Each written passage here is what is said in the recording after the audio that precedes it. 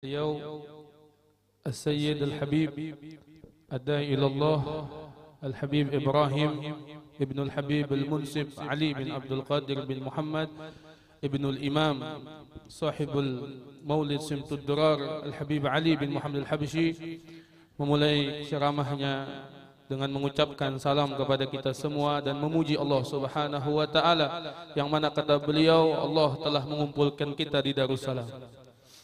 وقد ذكر الله سبحانه وتعالى دار السلام في موضعين من كتابه تعالى في سورة يونس وفي سورة الأنعام.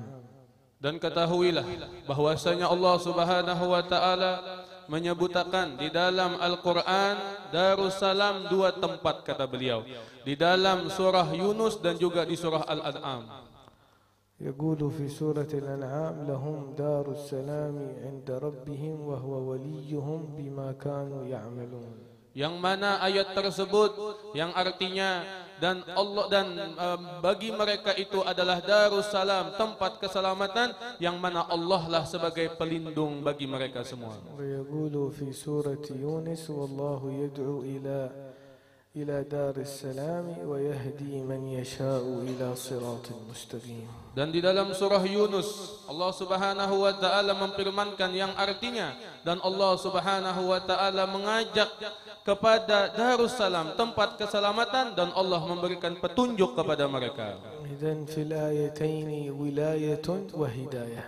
Dan maka dari dua ayat tersebut kita bisa melihat di situ ada wilayah daripada Allah, pemeliharaan daripada Allah dan keselamatan daripada Allah. وهو وليهم. Dan Allah adalah pelindung bagi mereka. ويهدي من يشاء إلى صراط مستقيم. Dan Allah yang memberikan petunjuk kepada mereka kepada jalan yang lurus. ولم يسمى هذا المكان الشريف بدار السلام إلا لما أذن الله تعالى أن يسمى بدار السلام. Dan sungguh kata beliau tidaklah nama ini diberi nama dengan Darussalam kecuali Allah lah yang telah mengizinkan dinamakan tempat ini sebagai tempat keselamatan. الصراط المستقيم.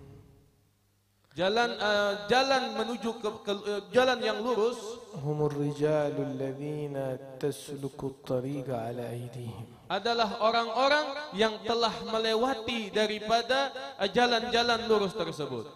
وهو أول مطلب ودعاء في فاتحة الكتاب. Dan ketahuilah bahwasanya jalan yang lurus itu adalah sesuatu yang diminta, yang dituntut, yang dicapai di awal daripada surah Al-Fatihah. يقول الله تعالى اهدنا الصراط المستقيم. Di dalam ayat tersebut, dalam surah Al-Fatihah, Allah mengatakan mintalah bagi kami ya Allah daripada jalan yang lurus. ما هو صراطك المستقيم يا ربنا؟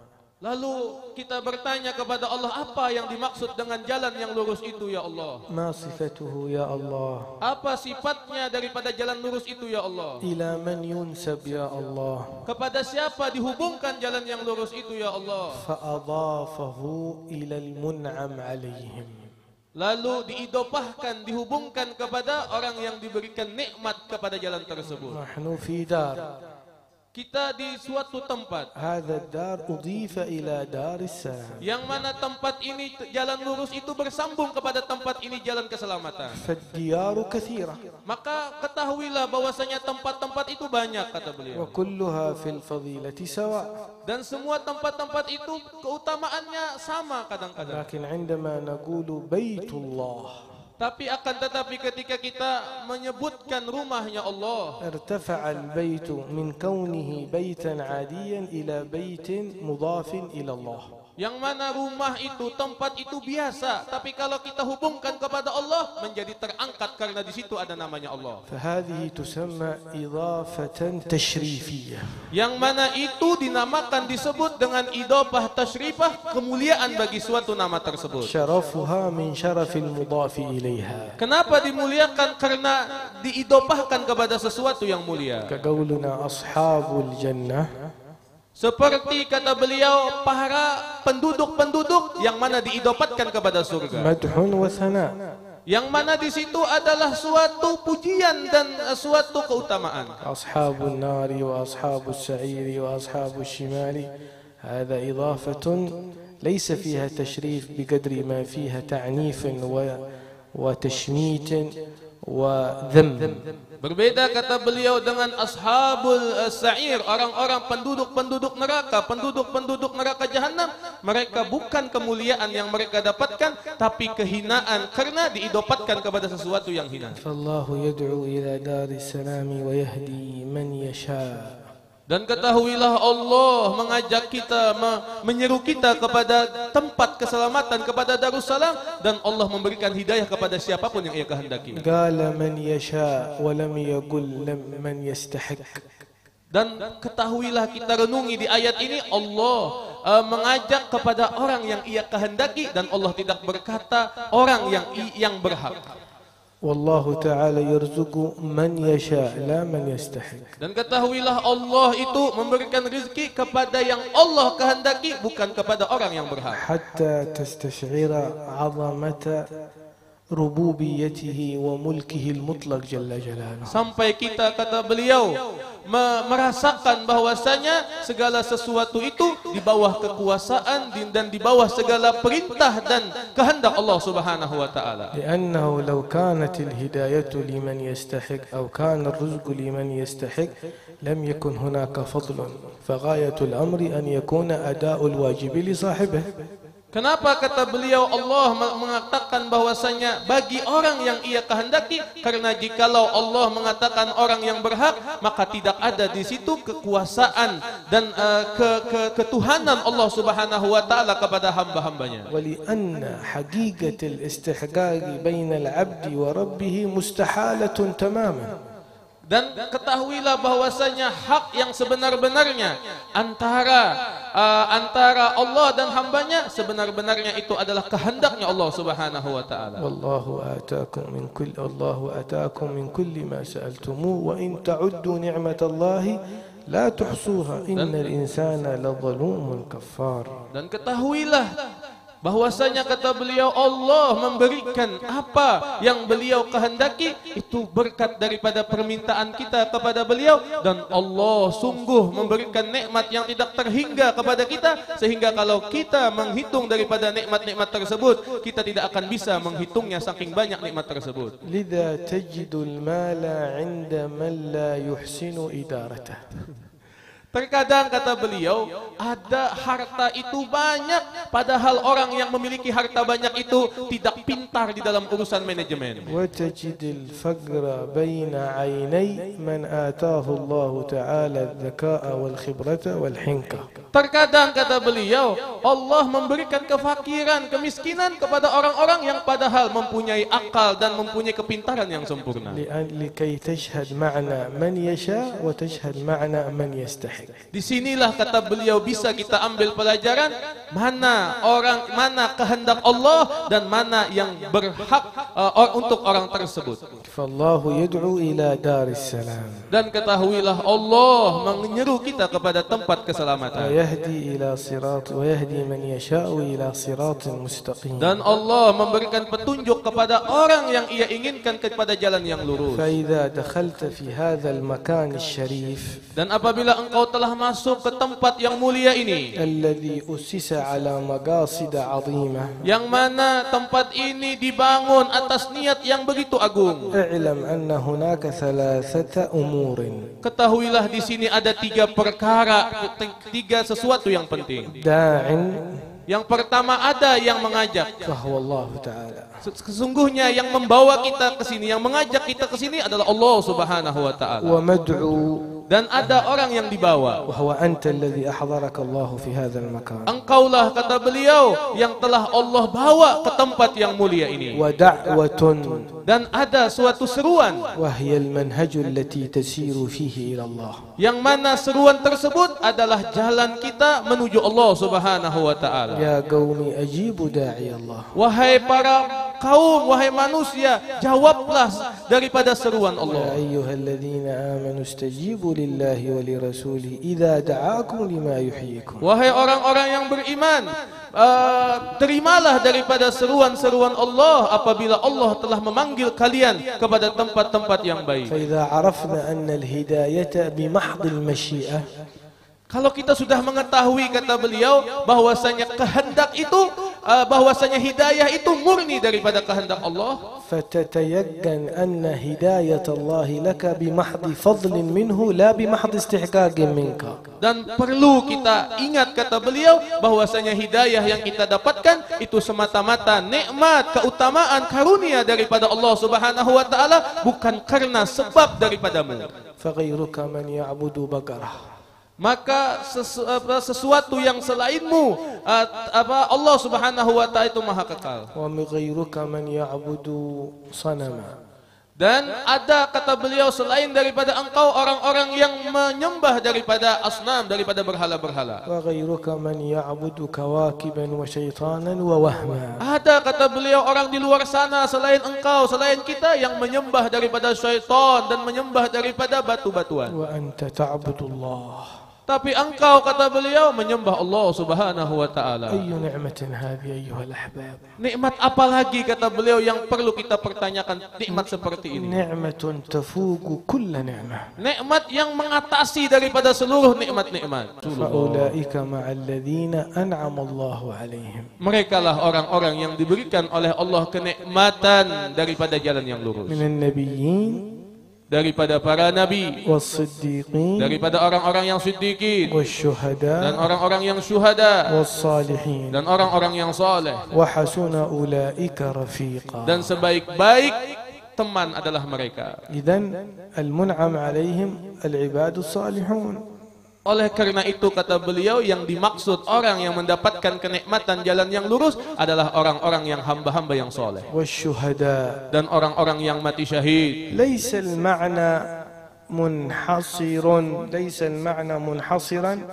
في معنى الشهيد هو الذي قتل بين صفوف الكفار في المعارك. Dan ketahuilah, kata beliau, bukan hanya yang dimaksud syahid itu adalah orang-orang yang mati di dalam medan perperangan saja, kata beliau. فهذا واحد من تلك المعاني. Itu, kata beliau, yang mati dalam peperangan itu salah satu daripada mereka para syuhada. الشهيد الذي قتل في المعركة. Yang mana yang meninggal di medan peperangan. والمبطون الذي مات من ألم البطن يعد شهيدا في الدنيا. Orang yang meninggal karena sakit perut, kata beliau, termasuk orang yang syahid mati di jalan Allah. والغريق والحريق يعد شهيدا في الآخرة. Termasuk orang yang tenggelam, orang yang terbakar, itu meninggalnya termasuk daripada mati di jalan Allah, syahid karena Allah. والشهيد هو الحاضر.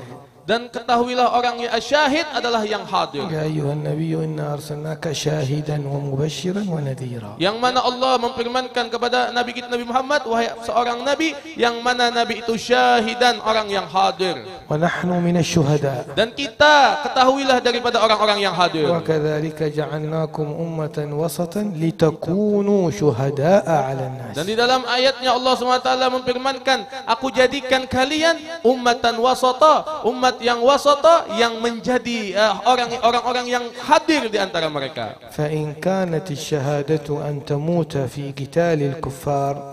Kalau misalkan, kata beliau, yang namanya syahid itu adalah orang-orang yang meninggal di dalam medan peperangan, فأعظم منها أن تموت في حب الله تعالى. maka paling agung, paling besar itu adalah syahid yang sebenar-benarnya, kata beliau, adalah orang-orang yang mati di dalam cinta kepada Allah. لهذا كان يطلق على رابعة العدوية شهيدة العشق الإلهي. Yang mana dikatakan oleh sebagian para ulama bahwasanya Rabi'atul Adawiyah adalah seorang yang mati syahid karena dia saking isyik, saking cintanya kepada Allah Subhanahu wa taala. بل كثير من أهل الله تعالى إذا اشتد شوقهم وحبهم إلى الله ربما أنهم صاحوا فقالوا يا الله فتطير أرواحهم إلى الملكوت الأعلى. Bahkan, kata beliau, banyak daripada ahlillah, daripada orang-orang soleh yang saking cintanya mereka, dalamnya cinta mereka kepada Allah, sampai-sampai mereka berteriak dan ruh mereka mengikuti kepada hadirat Allah Subhanahu wa taala, terbang ke hadapannya Allah Subhanahu wa taala. والذين جاهدوا فينا. Dan orang-orang yang berijtihad, bersungguh-sungguh di jalan kami. تلذذ بقول الله تعالى فينا. Mereka merasa lezat, orang-orang soleh itu merasa lezat dengan kata-kata Allah fina, di jalan kami. فأنت في مكان فيه جهاد. Dan ketahuilah engkau, kata beliau, kita semua di jalan yang mana? Jalan jihad di jalannya Allah Subhanahu wa يقول taala. سيدنا عمر الفاروق عدنا من الجهاد الأصغر إلى الجهاد الأكبر. Seperti apa yang dikatakan oleh Sayyidina Umar Al-Faruq, kita kembali dari jihad yang kecil kepada jihad yang lebih besar. ما الجهاد الأكبر والأصغر يا عمر؟ Lalu ditanya Sayyidina Umar, apa yang dimaksud jihad yang besar itu wahai Sayyidina Umar? الجهاد الأصغر هو الجهاد بالسنان. Jihad yang kecil itu adalah jihad dengan pedang, dengan senjata. أما الجهاد الأكبر هو الجهاد بالأركان. Adapun jihad yang sebenar-benarnya yang besar itu adalah jihad dengan anggota tubuh kita. هل قتلت نفسك؟ Apakah telah kita perangi daripada nafsu kita? هل قتلت شيطانك؟ Apakah kita telah perangi syaitan dalam diri kita? هل قتلت الدنيا؟ Apakah sudah kita perangi dunia dalam diri kita? هل قتلت الهوى؟ Apakah sudah kita perangi yang namanya hawa nafsu? أفرأيت من اتخذ إلهه هواه؟ Apakah engkau termasuk orang-orang yang menjadikan hawa itu sebagai Tuhannya? وجاء في الحديث معبود أمة الدرهم والدينار. Di dalam hadisnya Nabi kita Nabi Muhammad bahwasanya yang disembah oleh umatku, kata Nabi, adalah dirham dan dinar, duit. فلما قضي الأمر قال الشيطان لهم إنما دعوتكم فاستجبتم لي. Dan di dalam suatu ayat Allah Subhanahu wa taala, syaitan dalam suatu ayat mengatakan, ketika aku seru kepada kalian, kalian mau menjawab daripada seruanku, kata الشيطان يقول syaitan. إن الله وعدكم وعد الحق. Padahal syaitan itu mengatakan bahwasanya Allah lah yang menjanjikan dengan janji yang benar. ودعوتكم فاستجبتم لي. Tapi aku, kata syaitan, aku yang menyeru kalian, malah kalian menjawab daripada فلا seruanku. تلوموني ولوموا أنفسكم.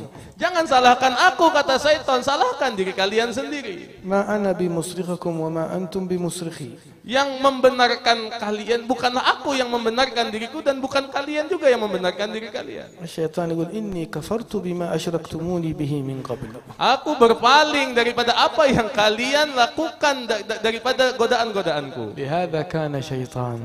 Oleh karena itu syaitan. فأنتم في مكان جهاد. Dan ketahuilah kalian di tempat jihad. الجهاد هو أن تطلب العلم.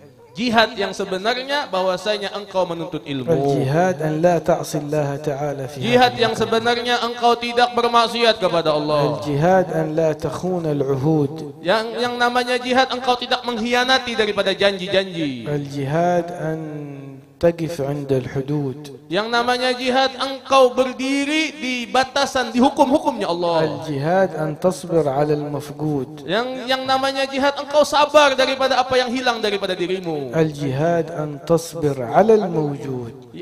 Jihad itu yang sebenarnya adalah engkau sabar dengan apa yang ada yang menimpamu. الجهاد أن تدعو لشيخ هذا المعهد. Yang namanya jihad, engkau mendoakan daripada guru-guru, khususnya pimpinan kita di pondok ini. وتثبت أنك أهل لتحمل الأمانة والعهد. Dan yang namanya jihad, engkau menetapkan diri engkau sebagai orang-orang yang pantas untuk mendapatkan amanah-amanah daripada guru-guru. الجهاد أيها المعلم أن تؤدي مادتك العلمية على الوجه المطلوب. Yang namanya jihad, wahai para pengajar-pengajar, yaitu kita benar-benar mengajarkan ilmu-ilmu yang dituntut, yang mana kita akan sampaikan kepada murid-murid kita. الجهاد أن تتقي الله تعالى أيها المحاسب في الدرهم والدينار. Yang namanya jihad, wahai orang-orang yang khususnya yang sedang bekerja, yang sedang mencari harta, yang takwa kepada Allah, itu adalah sebenar-benar jihad. الجهاد أيها الطالب أن تحفظ المتن والمسألة وتراجع وتجتهد وتأتي بدرجة كاملة في الاختبار. Yang namanya jihad, wahai para penuntut ilmu, bagimu jihad itu adalah menghafal daripada kitab-kitab, adalah membaca, mempelajari daripada masalah-masalah, engkau murojaah dan engkau benar-benar mentahqiq, benar-benar mentahqiq dan mencatat apa-apa yang penting sehingga engkau menjadi derajat yang sempurna. Itulah jihad bagimu, wahai para penuntut ilmu. أسأل من الله تعالى أن يجعلنا وإياكم من أهل الجهاد الحقيقي. Amin. Mudah-mudahan kita dijadikan oleh Allah orang-orang yang jihad yang sebenarnya. وأن يبارك اللهم في شيخنا الشيخ حسن الدين ويمد الله تعالى في عمره. Dan mudah-mudahan kita doakan panjang umur guru kita, Guru Hasanuddin, dan mudah-mudahan Allah selalu mensehatkan beliau. وأن يحقق نياته وعزماته فيما أراد من الله تعالى. Mudah-mudahan Allah mengkabulkan segala niat-niat beliau, keinginan beliau, sehingga apa-apa yang baik untuk kita semua. وأن يتخرج الطالب من هذا الدار العظيم عالما. Dan mudah-mudahan keluar dari tempat yang mulia ini, dari pondok yang mulia ini, orang-orang yang alim. ويتخرج الفقيه. Dan keluar daripada faqih. ويتخرج المفتي. Dan mudah-mudahan keluar dari tempat ini orang-orang mufti. ويتخرج الفرضي. Dan mudah-mudahan ahli faraid keluar dari tempat ini. ويتخرج المفسر والمحدث والأصولي والمنطقي واللغوي والنحوي والرباني والصوفي. ويجعل هذا الدار دارا للبركات والأنوار والعلوم. يفتح الله تعالى على طلابه وعلى طالباته وعلى جميع من قصده، ويجعله في صحائف القبول، ويمتعنا بأجسادنا وأعمالنا وأسماعنا وأبصارنا، ويجزي عنا شيوخنا ومن علمنا، من أدبنا، من أحسن إلينا، من نصحنا، من وجهنا، من دلنا على الله تعالى. اللهم نسألك أن ترحمهم وأن تغفر لهم وأن تجعلنا من أهل الوفاء لحقهم، وأحينا على لا إله إلا الله، وأمتنا على لا إله إلا الله، وابعثنا على لا إله إلا الله، واحشرنا بزمرة سيدنا محمد بن عبد الله في مقعد صدق عند مليك مقتدر. اجعلنا من أهل القرآن، اجعلنا من أهل السنة، اجعلنا من أهل قيام الليل، اجعلنا من أهل صدقات السر، اجعلنا من أهل الخاشعين الآيبين الآمنين المطمئنين المستبشرين الذين يأنسون بقربك وبجودك يا أرحم الراحمين. وجزاكم الله خيرا. وهذه زيارة لله ومن أجل الله من سيئون، من رباط العلم الشريف من سيئون، رجاء المؤازرة والمحبة والأخوة، وأن نحقق معنى من معاني قال رب اشرح لي صدري ويسر لي أمري واحلل عقدة من لساني يفقه قولي واجعل لي وزيرا من أهلي هارون أخي أشدد به أزري وأشركه في أمري. لماذا؟ كي نسبحك كثيرا ونذكرك كثيرا إنك كنت بنا بصيرا. قال قد أوتيت سؤلك يا موسى. نسأل من الله تعالى أن يحقق هذه الأخوة والمحبة. ونزولا على طلب الإخوان في طلب الإجازة، نجيزكم في حديث الأولية، وهو أول حديث يستجيزه المستجيز، وهذا الحديث ترويه كتب الأسانيد ورجال الإسناد كابرا عن كابر، ولله الحمد العبد الفقير يرويه عن كثير من الشيوخ ما ينيف عن 150 شيخا من علماء سيئون وحضرموت وظفار والحجاز ومصر وتركيا والشام والغرب الإسلامي والهند، وكثير من الأشياخ الذين التقينا بهم وأجازوني في هذا الحديث، وهو عن عبد الله بن عمرو بن العاص عن رسول الله صلى الله عليه وآله وصحبه وسلم أنه قال: الراحمون يرحمهم الرحمن تبارك وتعالى، ارحموا من في الأرض يرحمكم، بالجزم جواب الطلب. وفي رواية